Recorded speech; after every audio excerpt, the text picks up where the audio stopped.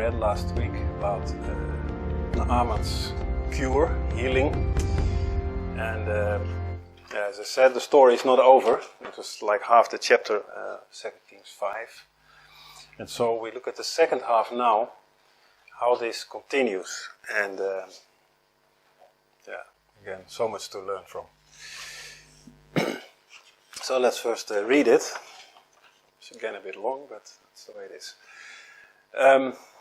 2 Kings 5, starting at verse 15. And he returned to the man of God, he and all his company, that's Naaman, and came and stood before him. And he said, Behold, now I know that there is no God in all the earth but in Israel. Now therefore I pray thee, take a blessing of thy servant. But he said, that's Elisha, As the Lord liveth, before whom I stand, I will receive none. And he urged him to take it, but he refused. And Naaman said, Shall there not then, I pray thee, be given to thy servant 2 mules burden of earth? For thy servant will henceforth neither burnt offering nor sacrifice unto other gods, but unto the Lord. In this thing the Lord pardon thy servant, that when my master goeth into the house of Rimmon to worship there, and he leaneth on my hand, and I bow myself in the house of Rimmon, when I bow down myself in the house of Rimmon, the Lord pardon thy servant this thing. And he, Elisha, said unto him, Go in peace. And so he departed from him a little way. But Gehazi, the servant of Elisha, the man of God, said, Behold, my master hath spared Naaman this Syrian, in not receiving at his hand that which he brought. But as the Lord liveth, I will run after him, and take somewhat from him. So Gehazi followed after Naaman, and when Naaman saw him running after him, he lighted down from the chariot to meet him, and said, Is all well? And he said, All is well. My master has sent me, saying, Behold, even now there be among me from Mount Ephraim 2 young men, of the sons of the prophets. Give them, I pray thee, a talent of silver, and 2 changes of garments. And Naaman said, Be content, take 2 talents.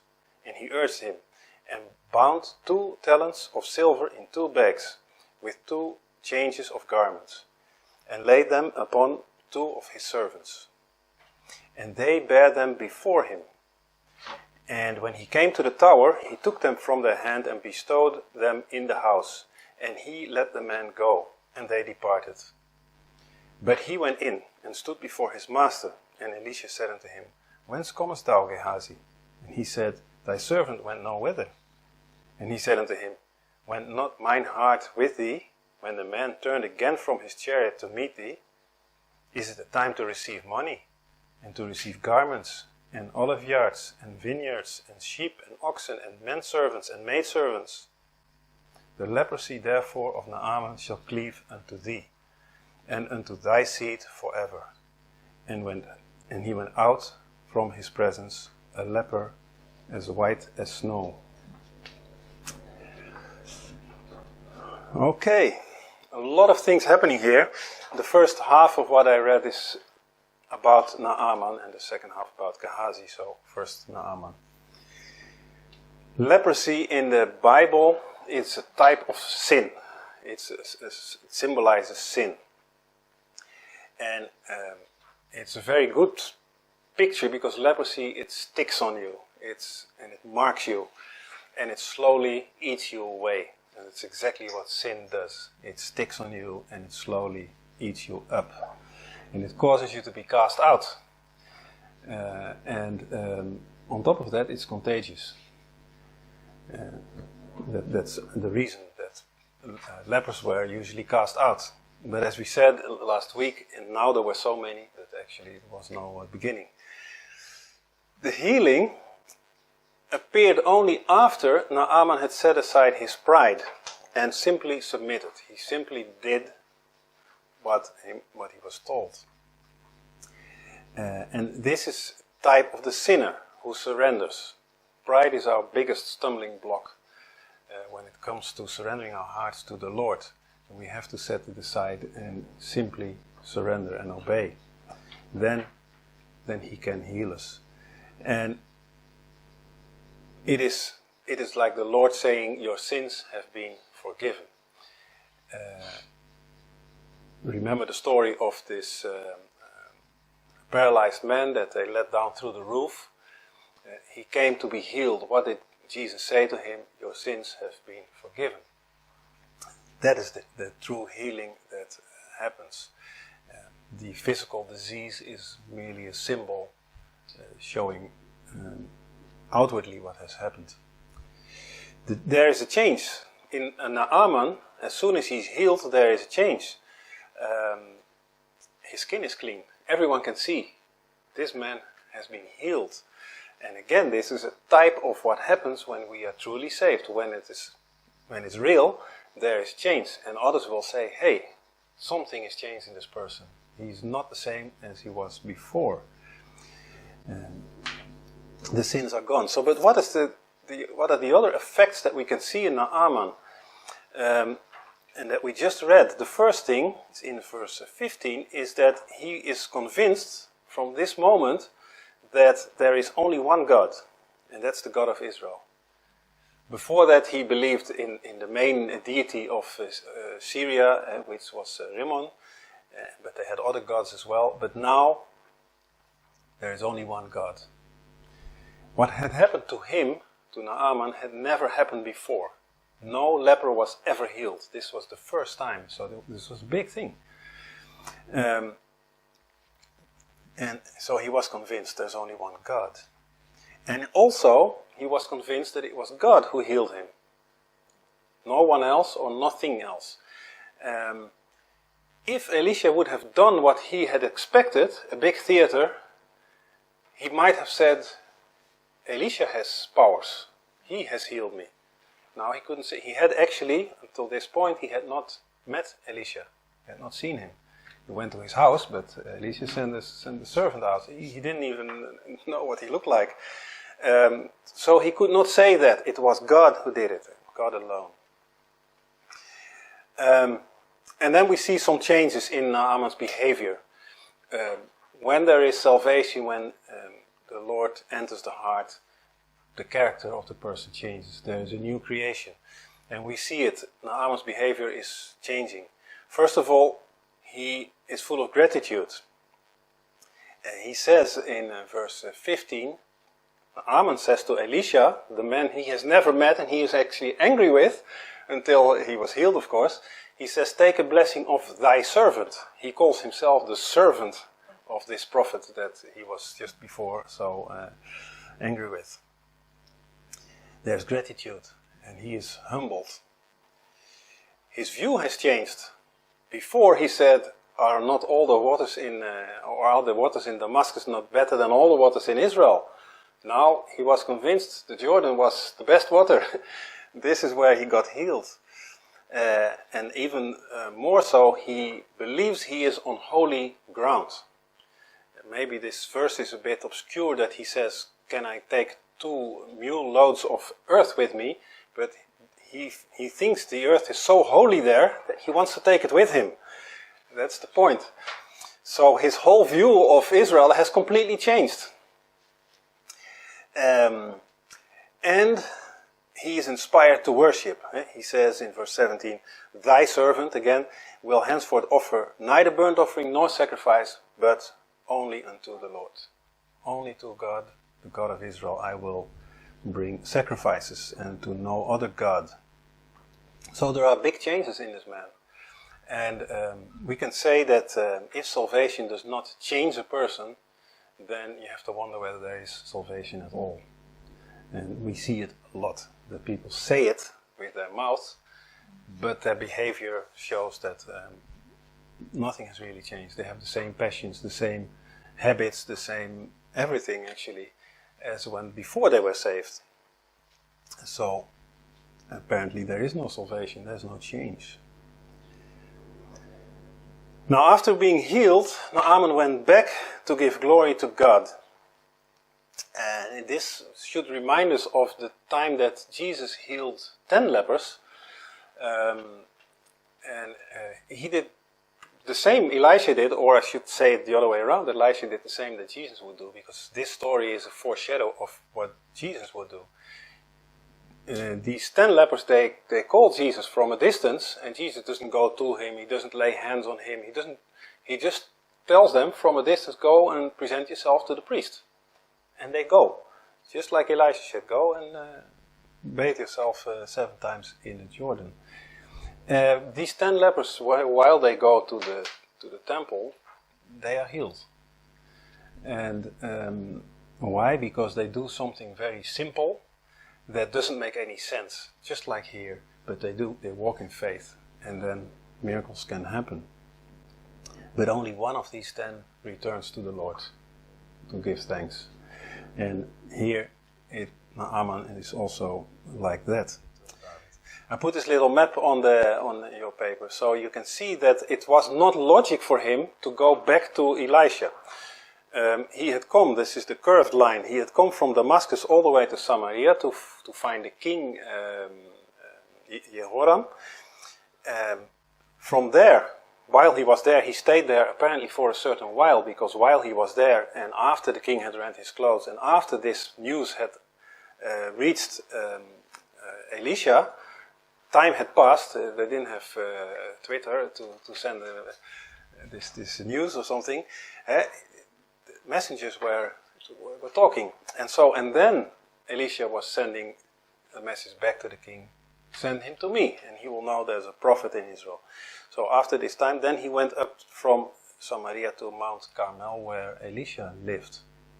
And then Elisha did not come to the door, but he sent his servant, and he said, you have to go bathe yourself in the Jordan 7 times. So from there he went to the Jordan, which is about 50 kilometers, and it's not flat land. With his whole company, he had a whole company with him, so they were going to the Jordan. And now he was at the Jordan, he was healed. It would make sense for him to now just cross the Jordan and go back to Damascus.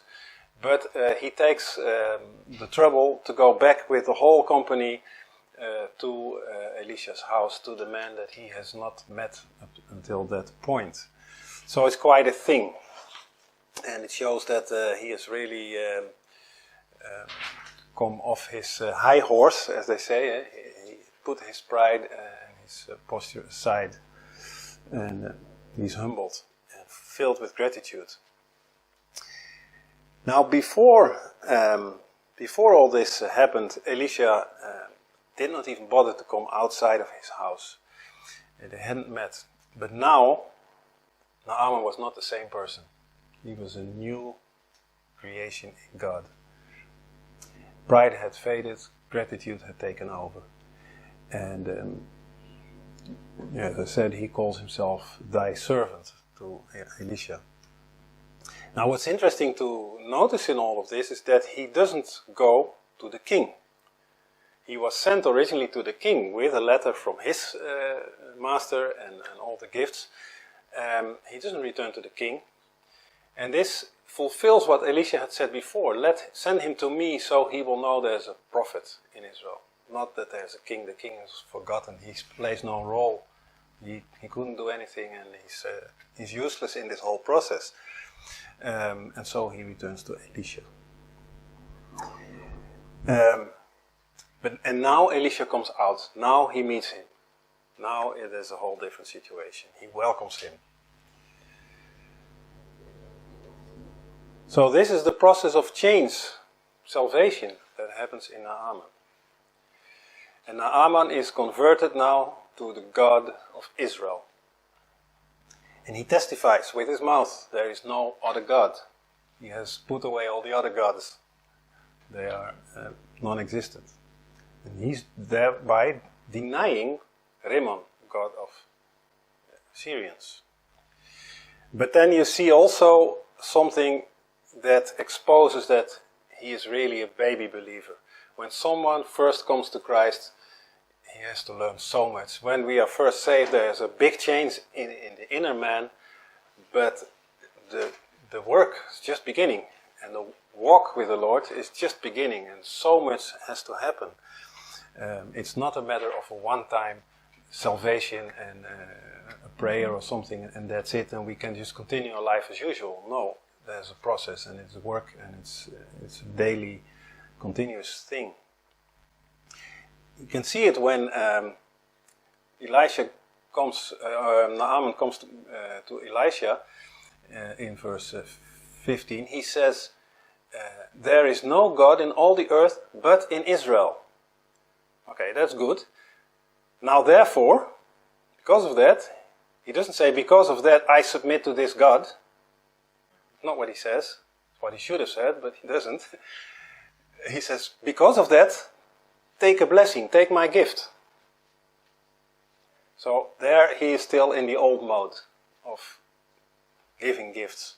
So when outward giving of goods, or doing good deeds, doing good works, when this is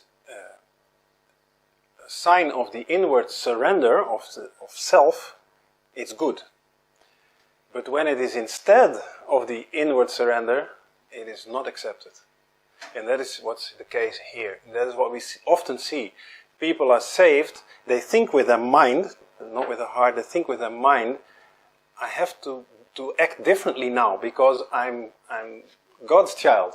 So I have to give to certain causes, or I have to do certain good works, or help people, or this or that or that. And then it becomes a behavior that is not from the heart, but it's actually from the mind. It is not because of surrender, but it is instead of surrender. That is the difference. That is a big difference. And Elisha shows exactly what the difference is. It's not acceptable. Before the Lord, that has no meaning. Of course, when you help people or you do good works, it's good for those people that are helped, but for God, it doesn't prove anything, so to speak. You're trying to prove something to yourself, actually. And we see that much of the philanthropical work, but also work that Christians do, Christian organizations, it is actually founded on pride, on self. It is not for God. So it's rejected. Also, Naaman must have thought, because this is what he was used to, that Elisha was like the heathen prophets. A while ago we spoke about Balaam. Balaam was one of those prophets. He was like a hireling. You could pay him and he would do his work. And so he must also have thought that Elisha was sort of like this. This was part of his job, and so now he had to be paid. He had to learn that the gift of God, gift of salvation, cannot be purchased. You cannot buy it, by no means. We see in Acts 8 verse 20, there is this certain Simon that sees the apostles at work, and he is impressed, and he wants also to buy these powers that they exhibit. And Peter says then in verse 20, thy money perish with thee, because thou hast thought that the gift of God may be purchased with money. That's really insulting towards God, actually. And also in 1 Peter 1 verse 18 and 19, for as much as you know that you were not redeemed with corruptible things as silver and gold from your vain conversation received by tradition from your fathers, but with the precious blood of Christ, as of a lamb without blemish and without spot. It's not silver, it's not gold. And then it mentions also the vain traditions of the fathers, which is very interesting at this moment here in the light of the Orthodox celebrations. But okay, that's another subject altogether.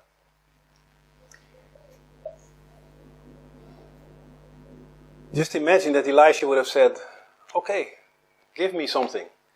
It would have really destroyed the whole testimony that he exhibited. And it would have made the whole thing actually cheap. Very cheap. In verse 16 then, what does Elisha say? As the Lord liveth. And this expression it's something that he repeats many times throughout his ministry.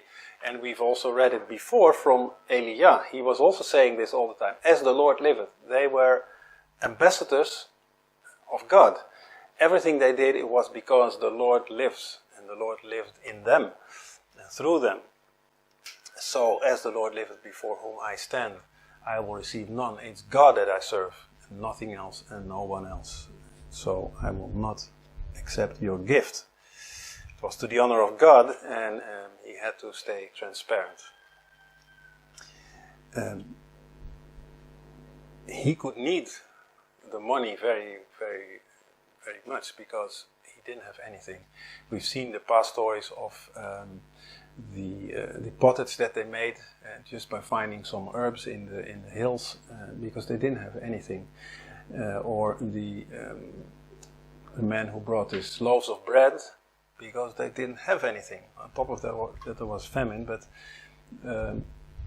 he had nothing. He was actually depending on gifts, but he would never accept a gift as a sort of payment for what he did. It's different, for example, in the story of the Shunnamite woman, where he passes and then she tells her husband, let's build a room on top of our house so that this man can stay here.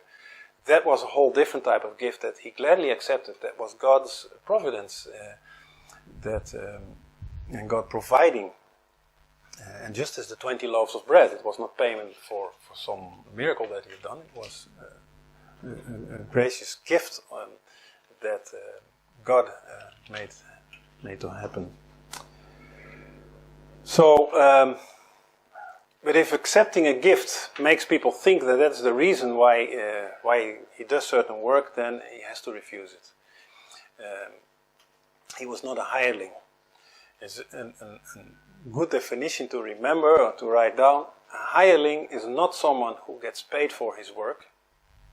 A hireling is not someone who gets paid for his work, but it's someone who works to get paid. That's a hireling. And there's a subtle difference there. And we have many hirelings. There are so many ministries that are actually, they are just only selling things, selling their messages, selling tickets for conferences, selling anointed oil, selling themselves to speak at conferences, and they sell books and this and that. They are merchants. I've said it before.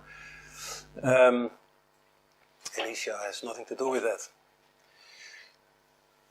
When we look at the healing, the physical healing of Naaman, it happened in one moment. The leprosy was gone. After he emerged for the 7th time from the Jordan, he was healed. He was clean. That is how salvation works.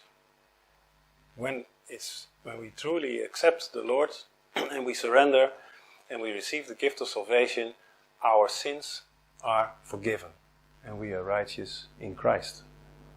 That is absolute. But our walk just begins. We have so much to learn. And this is what comes out in the story we talked about a month ago or so. This blind man that was cured, who Jesus took out of Bethsaida, and then he puts this clay on his eyes and says, can you see something? And he can see but not clearly. And it takes a while. This is shows the process that we go through. We might be saved at one point, but we do not receive full vision in one moment. And again, there are ministries that do differently. I have to mention the last Reformation, where you see, for example, they go in the street, they heal someone who is not a Christian, they heal him, he accepts the Lord, all happens in a few minutes. In the evening he gets some briefing, and the next morning he's out in the street and he's healing others, and he doesn't know anything about the Word of God or anything. This is not how it works.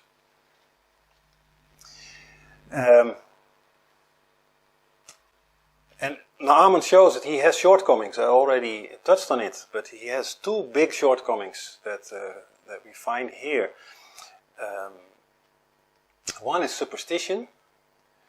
That's in verse 17, and the other is self-compromise. That's in verse 18. Superstition comes out when he says, let me take some of this earth, 2 mules loads of earth with me. And you can also wonder, why did he ask Elisha this? He could just have, on his way back, taken some earth from the roadside and just take it with him. No one would say anything.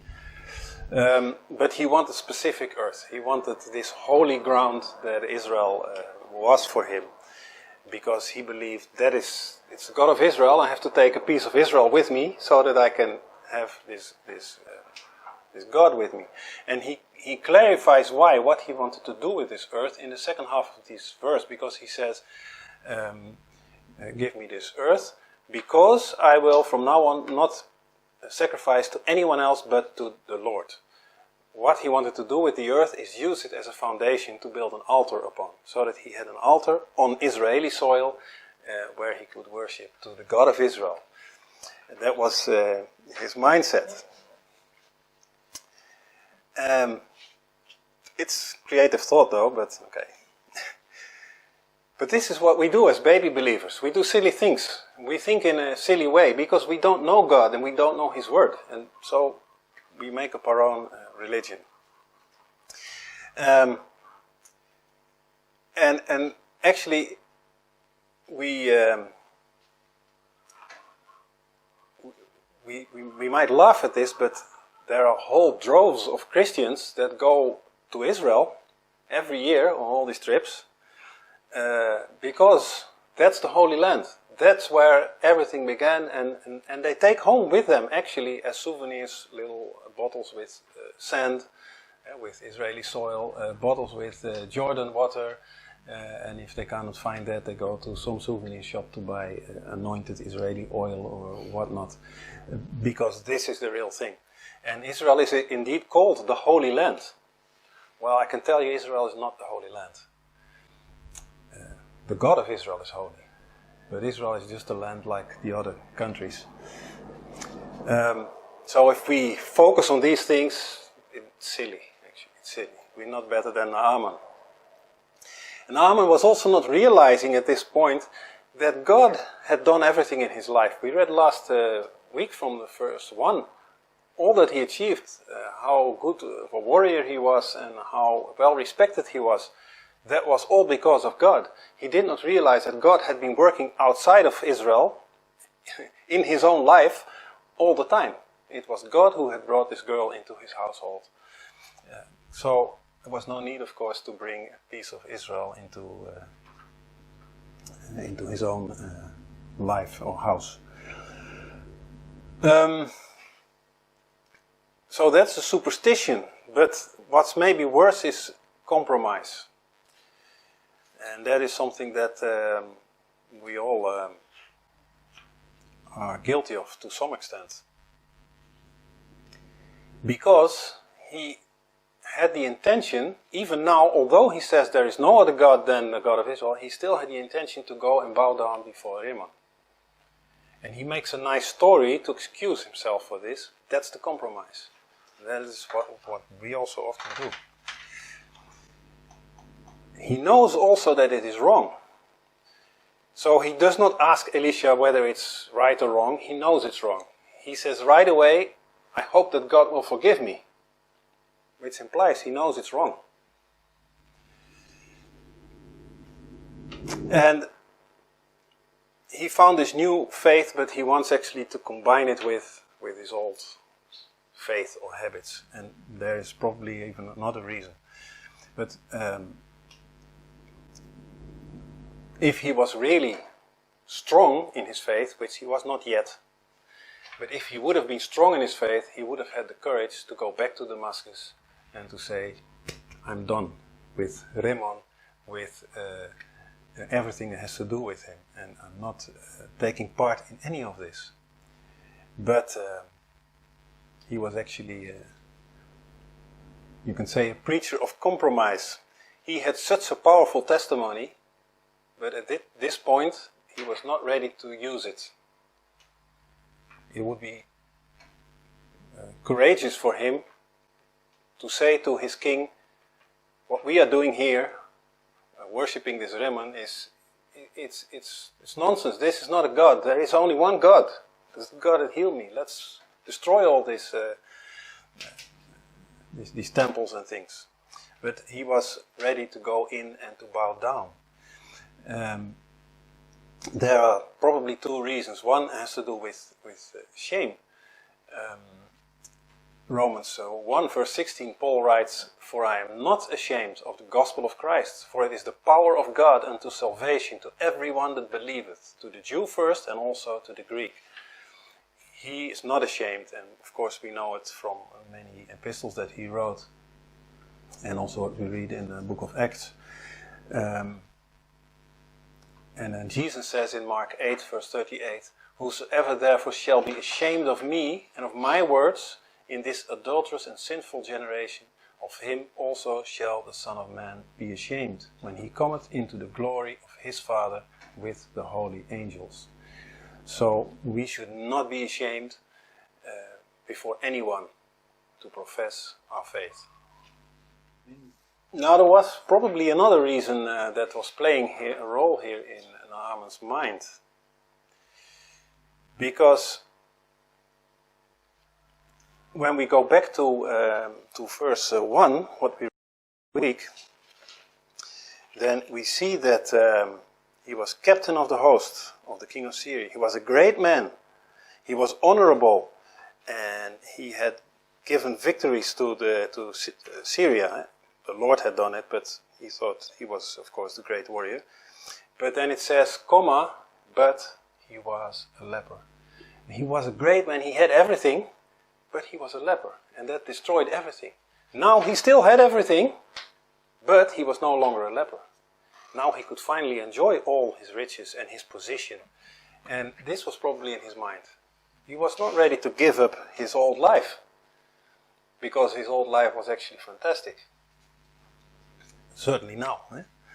And this is something that we see often, if not most of the times, when people get saved, they don't want to give up the things that they enjoyed before. So they want the best of both worlds, and that's what Naaman tries to do. Bring soil from Israel and build an altar for Yahweh, but also go in the temple of Rimmon and bow down there. And of course, you cannot serve two masters. There is a bit strange thing in the translation here, in the Dutch Bible that you have, because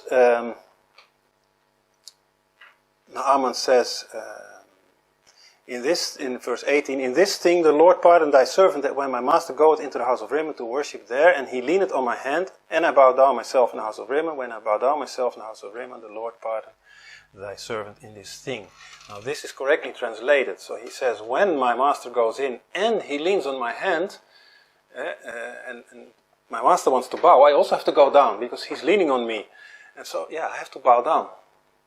Can you forgive me already? So in the Dutch translation, it appears as if this was something that Naaman always did. He was always supporting the king before, and he would continue to do so now. But it doesn't say that he always did it. He says here, if it's going to happen. And I think it never happened before. Why? Think of it. Naaman was a leper. Would the king take his arm? I don't think so. He respected him, and he wanted him very much to be healed. He gave him a lot of silver and gold to get it done, because he didn't want a leper next to him. And so I don't think that Naaman had the honor to support the king, which was the greatest honor, to support the king. Someone else had to do it, although he should be doing it. Now he was in the position to do it. And he wanted this honor. And so this was a great compromise. To get this honor, he was ready to bow down in the temple of Rimmon. He had to learn a lot. And I had to think of Moses, what it says about Moses in Hebrews 11 in verse 24. By faith, Moses, when he was come to years, he refused to be called the son of Pharaoh's daughter, choosing rather to suffer affliction with the people of God than to enjoy the pleasures of sin for a season, esteeming the reproach of Christ greater riches than the treasures in Egypt, for he had respect unto the recompense of the reward. This is what Naaman should have done. He should have brought the gold and silver and everything back to the king, and he should have said, I resign. I'm healed, from now on I serve the God of Israel and nothing and no one else. This is what he should have done.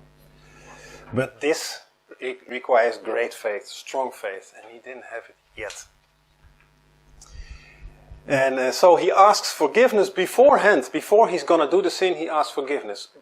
This will not be granted. And this is again something many Christians do. They ask forgiveness from God for doing things that they know or they ask forgiveness for things that they know they will do ahead of time, or forgiveness of things that they have done but they know they will do it again. That doesn't work. God cannot forgive such a thing. If you're not serious about repenting, or turning away from it, you might fail, that's another thing, but if you're not even planning on changing, then forgiveness is not in place. Now here you would expect Elisha would teach him something and would tell him strongly to not go in the temple, not bow down, to not take soil with him. This is nonsense. This is not how this God works.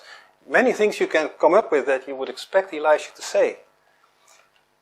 But Elisha is not asked for his opinion, and he does not give his opinion. Elisha is a very strong character in not acting on emotions, ever. You cannot catch him on that. If you read scriptures, it is beautiful to see how he is one in communion with the Lord. He acts literally as the mouthpiece of God, and he's putting himself aside. So he does not give his opinion. And apparently God did not instruct him to say anything. And so all he says is go in peace. He knows that God has to work on this man, and it is not his position to do this at this moment in time. There are only a few of these moments that we see that Elisha is disturbed because he misses this connection with God. And really he's a foreshadow of Jesus 100% in this. When we see this continuous communion with God between the Son and the Father. And you see also when this fails, how it hurts Jesus when he's on the cross. Eli, lama sabachthani, why have you forsaken me? This is the biggest suffering of a true man of God. And Elisha says this when the Shunnamite woman comes to him, after her son dies, she comes to him and God has not told him what's wrong. And he wonders, why did God not tell me anything? That's strange to him. Of course it served a purpose. And now God does not speak to him, God does not tell him to say anything. And so he doesn't say anything. And I had to think of Philippians 2 verse 12, where it says, wherefore my beloved, as you have always obeyed, not as in my presence only, but now much more in my absence, work out your own salvation with fear and trembling. Naaman had to work out his own salvation. And I'm sure Elisha had prayed that God would go with Naaman and help him through this process. So all he says is go in peace. What do we learn from this? Live your faith. Proclaim what you believe whenever you can. And wherever you can. What Naaman does, this compromise, this bowing down because the king is leaning on his arm, this is so easy to justify. It's such a beautiful excuse, but this is what we do. It's very easy when a friend comes and, oh, look what I have found here, and then you know it's something bad or something you should actually not look at. But then you look and, oh yes, that's funny, whatever. And you bow down. You lean on the arm of the king and you bow down before the wrong God. Whereas you should say, no, these are things that I don't want to have to do with at all. These are the moments when you can show that you're different. And you must show that you're different. But this happens very easily. Now we switch to Gehazi. Because Naaman leaves. And who knows what he had thought. He must have had all kinds of thoughts. But at the same time he was probably all the time checking his skin. Is it really gone? Doesn't it come back? And he was clean. So he's on his way. And then when he's a little bit away, out of sight of the town, Gehazi comes after him. Elisha was totally unimpressed with the riches that Naaman had brought with him, and it was a lot. He was about 340 kilos of silver, 6,000 pieces of gold, and then all this clothing, which were not bedsheet clothes, they were really expensive things. He didn't care about it, but Gehazi had seen it and he was crazy. He wanted it. And why were they so different? Well, the difference was in their communion with God. Elisha was focused on the things from above. Gehazi was focused only on the things of this earth. Remember his name, Valley of Vision. He could not see beyond anything that was right in front of his eyes. He was totally untouched by all the spiritual things that were happening. He was next to Elisha. He saw all these miracles. But it didn't touch him at all. He was not affected by it. Remember when the son of the Shunnamite woman had died, and Elisha and Gehazi, they go with the woman back to her house. Then at some point Elisha says to Gehazi, take my staff and go ahead and put it on the boy, so that he may live. So Gehazi goes. And why would Elisha do this? Well, God was doing this to give Gehazi a chance to witness with his own hands and with his own eyes a great miracle of bringing someone back to life. If he would have acted in faith, and he would have put this stuff on the boy would have lived. But you can see that Gehazi's heart was totally worldly. He put the staff on the boy, nothing happens, he takes it and he goes. Nothing happened. He was totally not spiritual. And so this was Gehazi. But now he made himself believe that it was only fair that they should take a wage and not just send this Syrian, as it says, back with all these riches. And so what does he say to himself? He says the famous words that Elia and Elisha were saying all the time, as the Lord liveth. He brings God also in the equation. Although this, of course, is totally not what God wants him to do. But as the Lord liveth, I will run after him. And I will take something.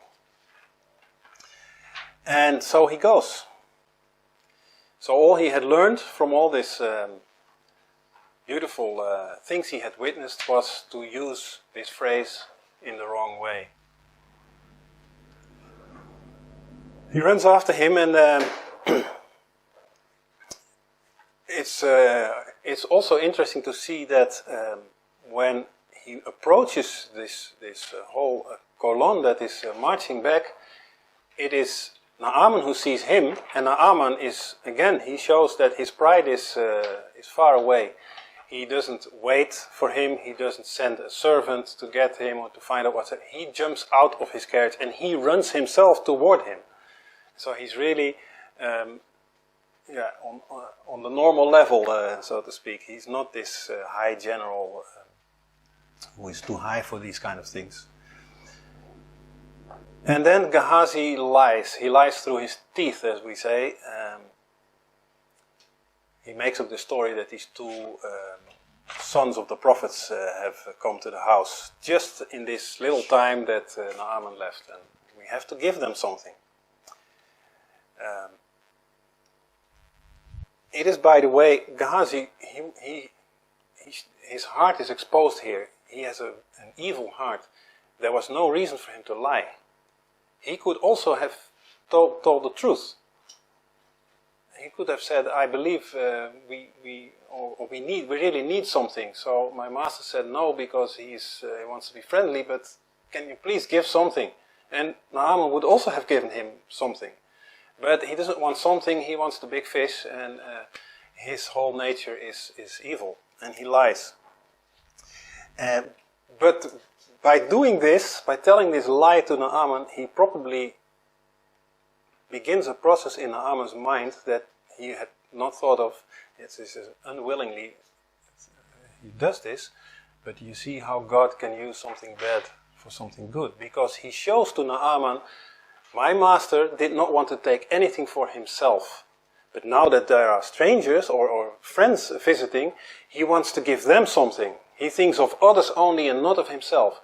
And this is a message that he is giving Naaman, and that probably began to change Naaman's mind. Yes, I should also not take things for myself, my position, my honor, and all these things, but I should think of others, and I should honor God in that way. So, unwillingly and unknowingly, Gehazi is doing something here. He's part of God's greater plan. But of course, in itself, what he does is wicked. He shows that which Paul writes to Timothy, 1 Timothy 6, money is the root of all evil. And once you have greed, once it is conceived, it will not stop. It grows like a cancer and it always desires more, more, more. The love of money. Yeah. So, Naaman is still filled with gratitude. He wants to do something. Of course, you want 1 talent only? No, take 2 talents. And he also sends 2 men to carry it. Now, I don't know, do you know how much 2 talents is? Or how much 1 talent is? Can you get up and try to lift this? The whole thing here? Few centimeters, and you have to stand. A few centimeters from the. Okay. It's quite heavy, eh? That's half a talent. So 2 of these in silver is 1 talent. 1 talent is 34 kilos of weight. So 2 talents is about 75 kilos, 130 pounds of silver. And of course, it's heavy. So 2 men were carrying this, plus the clothing. And talent is a measure of weight, and it's about 34 kilos or 66 pounds. So much he got. It's a wealth. In today's money, 1 talent of silver would be about 25,000 euros or $29,000. So it's a lot. It's a lot what he asks to begin. Can you give 1 talent, he says, for these 2 men that are apparently also poor. It's a lot of money. He could have said, can you give a few coins? That would already be quite something. So, but he knows what he's doing. I asked for 1 talent. He knows that Naaman has 10 talents, 340 kilos of silver with him. So if he asks 1, for sure Naaman will say, why don't you take a bit more? And it worked. He gets 2. And so 2 men go with him to carry this back. But then it says when they came to the tower, it says in English. Yeah. So when they reached the stronghold, the edge of the town, some say the hill, others say the tower, but that's what it is, the stronghold, where they would come into vision, where Elisha might see them, or someone else, one of the neighbors maybe. That's when he said to the 2, go, I will take it from here. And he had to drag this 75 kilos of silver on his own. And he was on foot, as we know. He ran after them, so he was on foot. He couldn't put it on a mule. He had to drag it on his own, sweating, you can imagine, panting, getting in the house, secretly hiding it. And then Elisha asked, what have you done? And where have you been? And he says, nowhere. Nothing happened. And so this is typical. 1 lie leads to another lie, to cover the first lie. Before you know, you're in a whole web of lies and deception, and things can only go wrong from there. And now we see how close Elisha was with God. He was literally the mouthpiece, but also the eyes and the ears of God. He had supernatural knowledge. Supernatural knowledge. He says, notice, he says, don't you know that my heart went with you? Now, again, it's God speaking through Elisha. It's not Elisha's heart, literally, but God's heart went with him. If we go out to sin, God's heart goes with us and it breaks. Anytime we sin, God's heart breaks. And that's what happens here. I'm sure Elisha was very sad. Moreover, God was sad. He had given this man so much chances and he didn't take any of it. Gehazi is very much the same next to Elisha as Judas was next to Jesus. They had the same heart. They saw all the miracles. They were so close to see God at work, and all their eyes were focused on was money. Money. Jesus knew also that Judas was stealing from the money bag. He didn't say anything. He allowed him to change his heart by himself. But it didn't happen. And it's the same here with Gehazi. It says in Ephesians that when anything is exposed by the light, it becomes visible. These things happen in darkness. Gehazi thought no one saw it when he was dragging this silver in. Everything was secret, but God sees, He knows, and at some point it comes to the light. And so there was nothing more that Gehazi could do to cover up his sins and his lies. In Hebrews 4 verse 13, the second half, it says, but all things are naked and opened unto the eyes of him with whom we have to do. So everything is visible to God, the one we have to give account to. And then Elisha asks him a question. It's also, he is not getting angry with him. He's more sad probably, but he is not doing things that we emotionally might do. He asks him a question. In verse 26, halfway, is it a time to receive money? Why does he say is this a time? Because it's the worst time ever. It's the worst time ever. Because there is this great miracle has happened, this healing of Naaman. There is this strong testimony. God has shown who He is to this Syrian.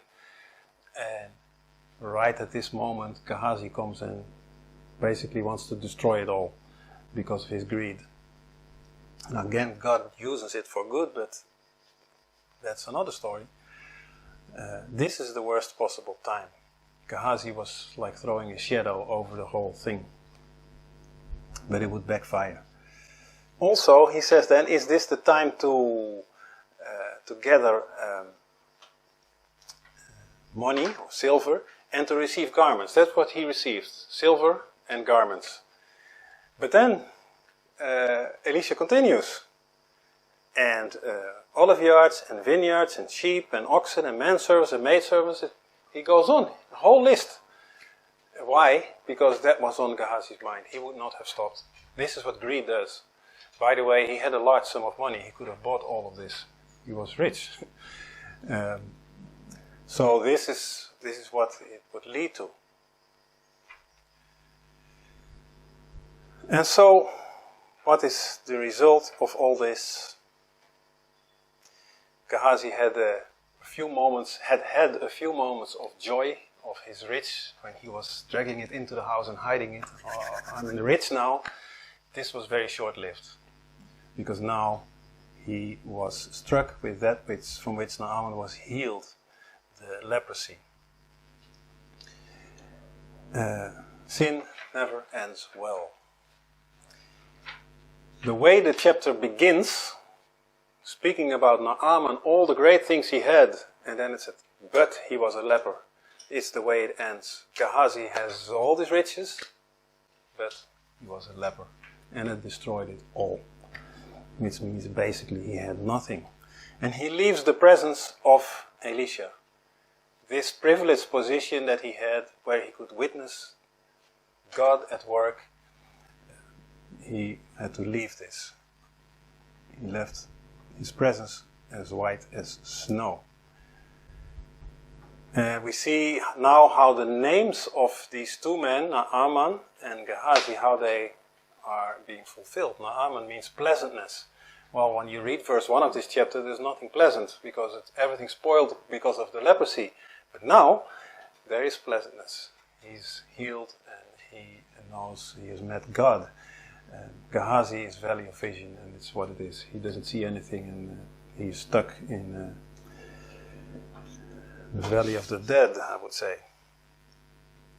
He leaves the presence just like Judas left the presence of Jesus to his destruction. So, in all this there are many lessons, and in the end of the line, it is like the end of this story. Where do we end up? like Naaman or like Gehazi. That's basically what it is. There's nothing in between. Do we appear before God in the righteousness of Christ, cleaned, or white as lepers, full of sin, that we can not defend, like Gehazi had nothing to say to defend himself. Everything will appear naked before the one with whom we have to deal. Amen.